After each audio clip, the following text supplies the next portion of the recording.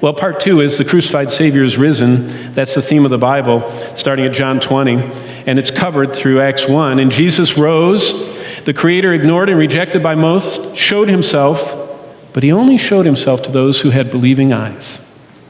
He only showed himself to those who had loving hands. They're the only ones that got to touch him.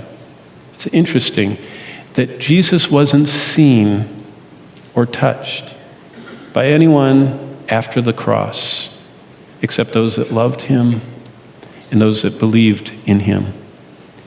Those who would adore and reverence and obey him would see him, and he stays with them for 40 days. He shows them his word. He teaches them his truth. He confirms what his plan is. In fact, he shows himself to 500 people, it says in 1 Corinthians 15.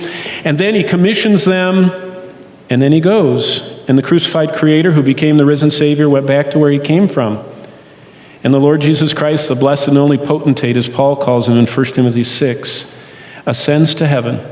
And as he leaves, he showers down blessings on those he left to proclaim the good news, which leads us to the third part of the Bible. The back part is the angered judge is returning. That's the theme of the Bible from Acts 2 to Revelation 22. You can't read any gospel presentation anywhere in the New Testament without having in its direct proximity a warning. A warning. What's the warning?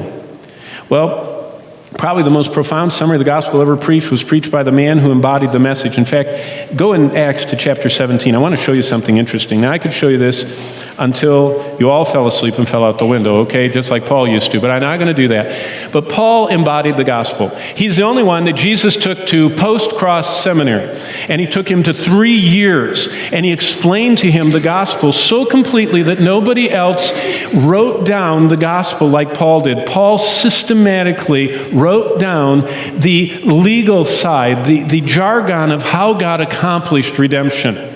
The explanation of how a holy God can actually forgive sin, not forget it, but actually have it paid for those who receive Christ. And that was written down by Paul. So nobody understood the cross, the death, burial, and resurrection more completely than Paul did.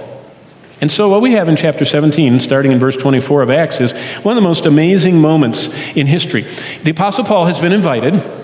He didn't plan on this. He was kind of in a layover.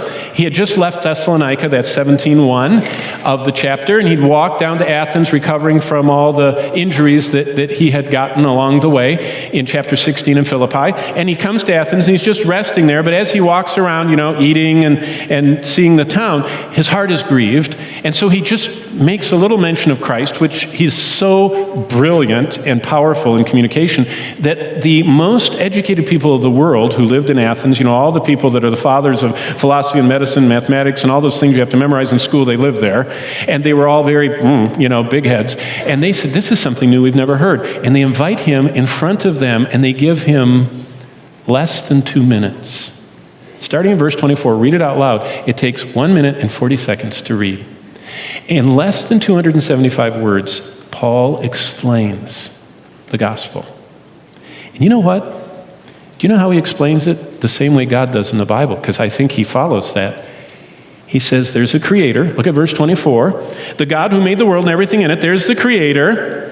Verse 27, he's a savior, that you should seek the Lord in hope that they might grope for him and find him. He's not far from each one of you. That's the arm's length. He isn't, you don't have to go on a trip. You can grope. You know what grope means? Reach out like this. It's kind of like you're in a cave or you're in your house at night and you're looking for the light switch.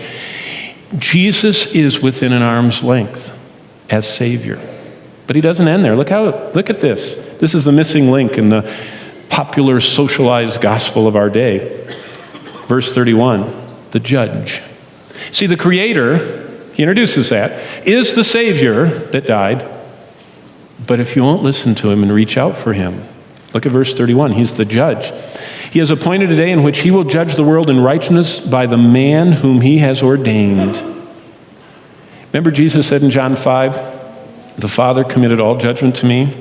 And he says in John 5:28, marvel not, for the hour is coming into which all that are in the graves are going to hear my voice, and they're going to come forth, either to judgment and damnation or to righteousness and life.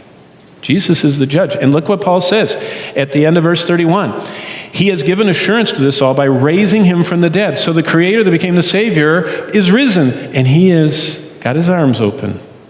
But if you don't respond to him, he's going to be the judge. Now, all he says there is that he's going to judge the world in righteousness. So let me ask you, as you look at this text, how did the apostles describe the proper response that humans should give to the ignored and rejected Creator who became the crucified and risen Savior? I mean, here's Paul. He's got under 2 minutes. He's got the brilliant minds of his day. And in 275 words, what does he say to them? What does he tell them is the way to get out of your predicament, that you've ignored and rejected your Creator, and he has been crucified because of your sins, and he has risen. He's got his arms open to you. What response does he want? So that's why this is one of the most beautiful sermons in the Bible. Well, look what Paul says. It's in verse 30, right at the end of verse 30. What does he say? He said, but now commands all men everywhere to repent. You know, there's an interesting movement nowadays that we're supposed to go in and help people. We don't want to change their culture. The problem is their culture is sinful to the core like ours is, and everything in them needs to be changed, including their culture. Because their culture shapes them, and they need to be reshaped by Christ. And so their personal culture needs to change. You know what that culture change is called? Repenting. I'm going to repent of anything in my life that God has said displeases him, dishonors him, grieves him, and he calls sin. And that's the only hope that anybody has. Look at the end of verse 30. He commands everyone to repent. There is only one acceptable response.